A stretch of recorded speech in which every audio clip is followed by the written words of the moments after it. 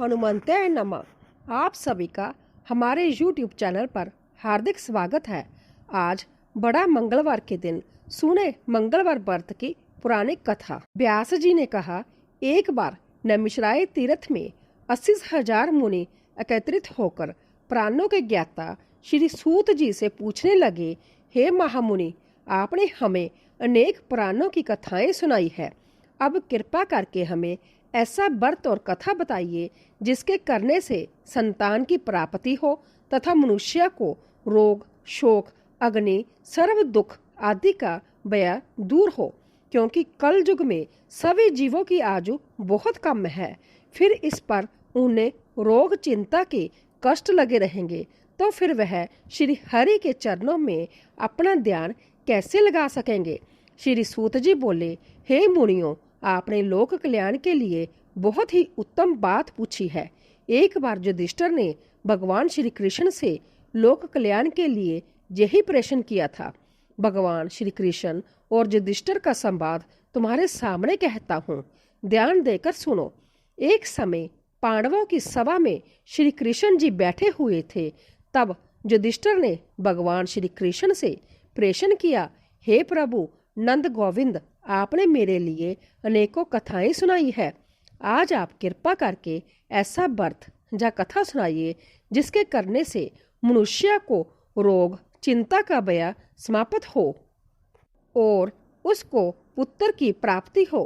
हे प्रभु, बिना पुत्र के जीवन व्यर्थ है। पुत्र के बिना मनुष्य नरकगामी होता है।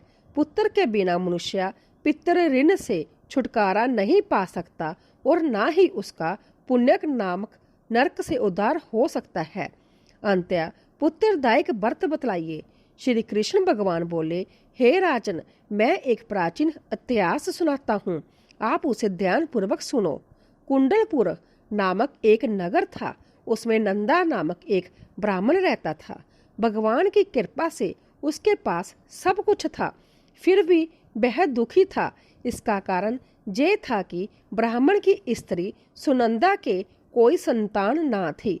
सुनंदा पतिव्रता थी, भक्ति पूर्वक श्री हनुमान जी की आराधना करती थी। मंगलवार के दिन व्रत करके अंत में भोजन बनाकर हनुमान जी का भोग लगाने के बाद संध्या भोजन करती थी।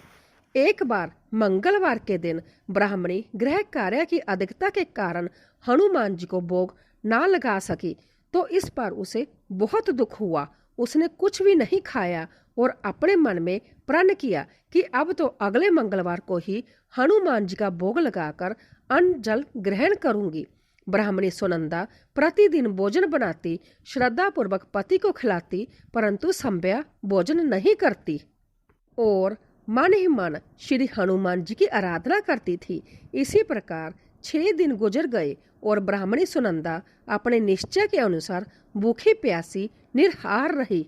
अगले मंगलवार को ब्राह्मणी सुनंदा प्रातः काल ही बेहोश होकर गिर पड़ी। ब्राह्मणी सुनंदा की इस असीम भक्ति के प्रभाव से श्री हनुमान जी बहुत प्रसन्न हुए और प्रकट होकर बोले, सुनंदा, मैं तेरी भक्ति से बहुत प्रसन्न हूँ, तू उठ और वर मांग। सुनंदा अपने आराध्य देव श्री हनुमान जी को देखकर आनंद की अधिकता से बेहवल हो उठी। श्री हनुमान जी के चरणों में गिरकर बोली, हे प्रभु, मेरी कोई संतान नहीं है, कृपा करके मुझे संतान प्राप्ति का आशीर्वाद दें, आपकी अति कृपा होगी। श्री महावीर जी बोले, तेरी इच्छा पूर्ण होगी, तेरे एक कन्या पैदा होगी, उसके अष्टांग प्रतिदिन सोना दिया करेंगे। इस प्रकार कहकर श्री महावीर जी अंतर्धान हो गए। ब्राह्मणी सुनंदा बहुत हर्षित हुई और सभी समाचार अपने पति से कहा। ब्राह्मण देव कन्या का वरदान सुनकर कुछ दुखी हुए, परंतु सोना मिलने की बात सुनी तो बहुत प्रसन्न हुए। विचार किया कि ऐसी कन्या के साथ मेरी निर्धनता भी समाप्त हो जाएगी। श्री हनुमान जी की कृपा से वह ब्राह्मणी गर्भवती हुई और 10वें महीने में उसे बहुत ही सुंदर पुत्री प्राप्त हुई। यह बच्ची अपने पिता के घर में ठीक उसी तरह से बढ़ने लगी जिस प्रकार शुक्ल पक्ष का चंद्रमा बढ़ता है। 10वें दिन ब्राह्मण ने उस बालिका का नामकरण संस्कार कराया उसके कुल पुरोहित ने उस बालिका का नाम रत्नावली रखा, क्योंकि यह कन्या सोना प्रदान किया करती थी। इस कन्या ने पूर्व जन्म में बड़े ही विधान से मंगल देव का व्रत किया था। रत्नावली का अष्टांग बहुत सा सोना देता था। उस सोने से नंदा ब्राह्मण बहुत ही धनवान हो गया। अब ब्राह्मणी भी बहुत अभिमान करने लगी थी। समय बीतता रहा। अब रत्नावली 10 वर्ष की हो चुकी थी। एक दिन जब नंदा ब्राह्मण प्रसन्नचित था, तब सुनंदा ने अपने पति से कहा, मेरी पुत्री रत्नावली विवाह के योग्य हो गई है। अंतः आप कोई सुंदर तथा योग्य वर देकर इसका विवाह कर दे।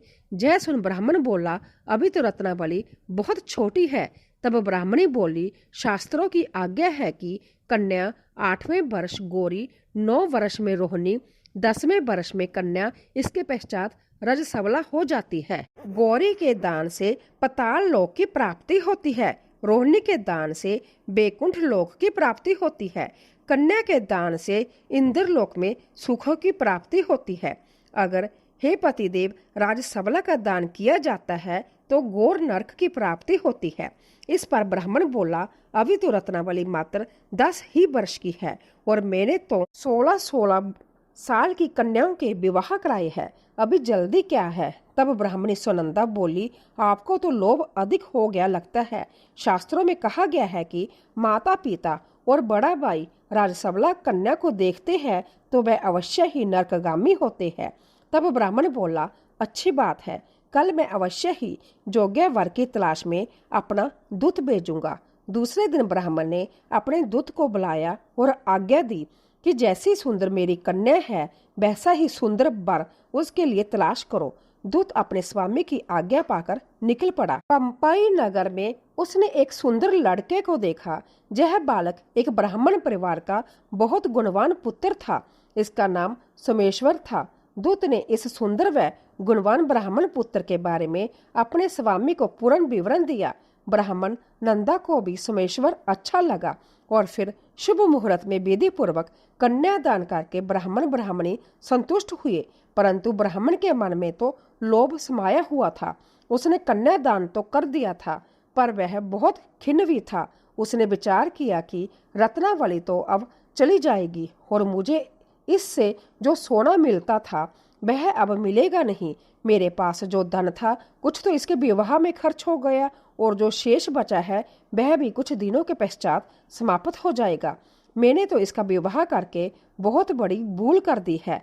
अब कोई ऐसा उपाय हो कि रत्नावली मेरे घर में ही बनी रहे, अपने ससुराल ना जावे।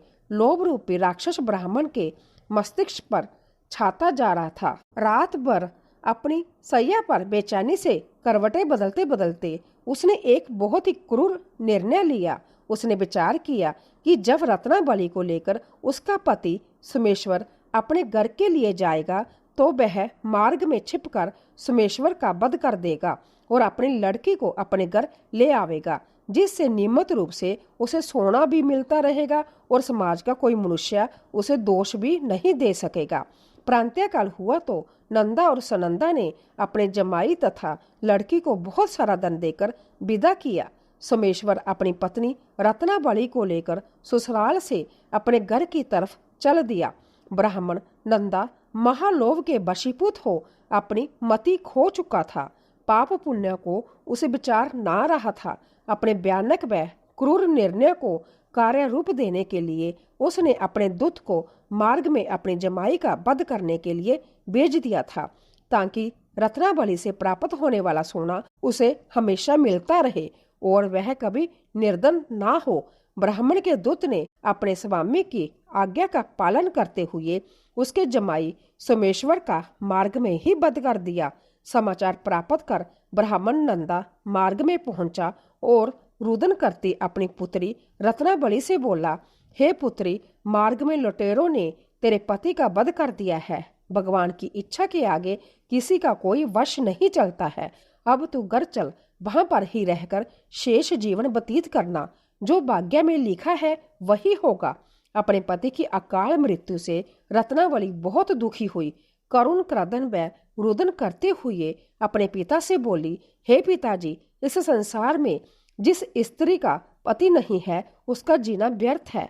मैं अपने पति के साथ ही अपने शरीर को जला दूंगी और सती होकर अपने इस जन्म को, माता पिता के नाम को तथा सास ससुर के जश को सार्थक करूंगी। ब्राह्मण नंदा अपनी पुत्री रत्नावली के वचनों को सुनकर बहुत दुखी हुआ। विचार करने लगा, मैंने व्यर्थ ही जमाई बद का पाप अपने सिर लिया। रत्नावली तो उसके पीछे अपने प्राण तक देने को तैयार है। मेरा तो दोनों तरफ से मरण हो गया। धन तो अब मिलेगा नहीं। जमाई बद के पाप के फल स्वरूप जम जातना भी भुगतनी पड़ेगी। यह सोचकर वह बहुत खिन्न हुआ। सोमेश्वर की चिता बनाई गई। रत्नावली सती होने की इच्छा से अपने पति का सिर अपनी गोद में रखकर चिता में बैठ गई।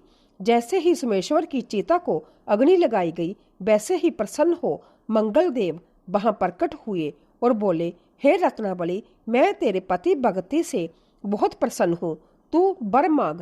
रत्नावली ने अपने पति का जीवन दान मांगा। तब मंगल देव बोले, रत्नावली, तेरा पति अजर अमर है, यह महाविद्वान भी होगा और इसके अतिरिक्त तेरी जो इच्छा हो वर मांग। तब रत्नावली बोली, हे ग्रहों के स्वामी, यदि आप मुझ पर प्रसन्न हैं तो मुझे यह वरदान दीजिए कि जो भी मनुष्य मंगलवार के दिन प्रांतःकाल लाल पुष्प लाल चंदन से पूजा करके आपका स्मरण करे, उसको रोग व्याधि ना हो, सब जनों का कभी विजोग ना हो, सर्प अग्नि तथा शत्रुओं का व्यय ना रहे। जो स्त्री मंगलवार का व्रत करे वह कभी विधवा ना हो। मंगल देव तथा अस्तु कहकर अंतर्धान हो गए।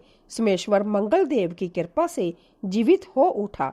रत्नावली अपने पति को पुण्य प्राप्त कर बहुत प्रसन्न हुई और मंगल देव का व्रत प्रत्येक मंगलवार को करके व्रतराज और मंगल देव की कृपा से इस लोक में सुख ऐश्वर्य को भोगते हुए अंत में अपने पति के साथ स्वर्ग लोक को चली गई। एक बार प्रेम से बोलिए, हनुमान जी महाराज की जय, मंगल देव की जय।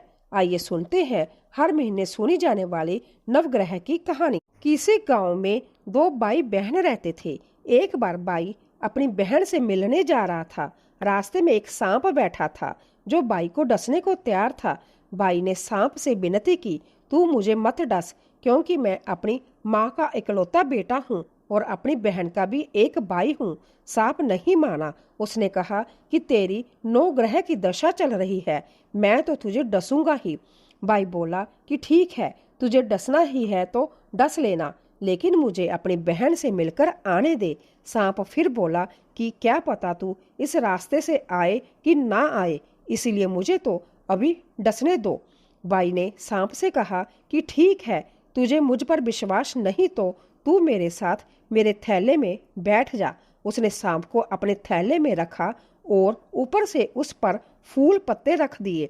भाई बहन के घर पहुंचा तो उस समय बहन नवग्रहों की कहानी कह रही थी। बहन ने कहा कि भाई तू पहले बैठ जा, पहले मेरी कहानी कहेंगे फिर दोनों बातें करेंगे। बहन ने कहानी शुरू की। जीव की, जानवर की, हाथी की, घोड़े की, भाई बहन की, घर के धनी की, लड़की के जमाई की, देवरानी की, जेठानी की, सास की, ससुर की, संग की सहेलियों की, सबके 9 ग्रह शांत हो जाओ। ग्रह चले 8 पग, बंदा चले 4 पग, सांप बिशु बमरे सब आग में जल जाए। कहानी कहकर बहन खड़ी हो गई। बहन ने अब बाई की सुध ली और कहा कि बाई इस थैले में क्या लाया है। बाई बोला, बहन कुछ नहीं लाया हूँ। लेकिन बहन ने जबरदस्ती थैला छीन लिया और जब खोला तो उसमें रखे बेल पत्ते व फूल केले संतरे बन गए और जो सांप रखा था वह हार बन गया। केले संतरे उसने बच्चे को दे दिए और हार खुद पहन लिया। हार पहनकर घर से बाहर आई तो बाई बोला कि बहन तू तो बहुत गरीब थी, फिर यह हार कहाँ से ले आई। बहन बोली कि हाँ बाई, मैं तो गरीब थी, पर यह हार तो तू अपने थैले में रख कर लाया है। बाई को आश्चर्य हुआ। उसने कहा कि थैले में तो मैं अपनी मौत का सामान लाया था, यह हार तो मैं तेरे लिए नहीं लाया था। फिर उसने कहा कि मेरे थैले में तो सांप था और तेरी कहानी कहने से यह सांप हार में बदल गया है। बाई बोला कि यह तेरे भाग्य का है, इसे तू ही रख। बहन ने बाई से कहा कि तेरी नवग्रह की दशा चल रही है, तू घर जाकर भाभी से कहना कि वह नवग्रह की कहानी कहेगी। बाई घर पहुंचा और अपनी पत्नी से उसने कहा कि मेरी नवग्रह की दशा चल रही है, इसीलिए हम नवग्रह की कहानी कहेंगे। बाई पत्नी से बोला, तू कहे मैं सुनूंगा, मैं कहूँ तू सुनना। चावल चीनी के दाने ला, लोटा भर पानी ला। उसकी पत्नी एक लोटे में चावल व चीनी के दाने डालकर ले आई। कहानी कही, जीव की, जानवर की, हाथी की, घोड़े की, कुत्ते की, बिल्ली की, देवरानी की, जेठानी की, सास की, ससुर की, घर के धनी की, बहन के भाई की, सबके 9 ग्रह शांत हो जाए। ग्रह चले 8 पग, बंदा चले 4 पग, सांप बिच्छू बम्बरे सब आग में जल जाए। 8 बार रविवार, सोमवार, मंगलवार, बुधवार, बृहस्पतिवार, शुक्रवार, शनिवार, 7 बार को नमस्कार। धरती माता को नमस्कार, नवग्रह को नमस्कार। जैसे नवग्रह की दशा बहन की बाई की उतारी, ऐसी सबकी तारना। एक बार प्रेम से बोलिए, नवग्रह महाराज की जय।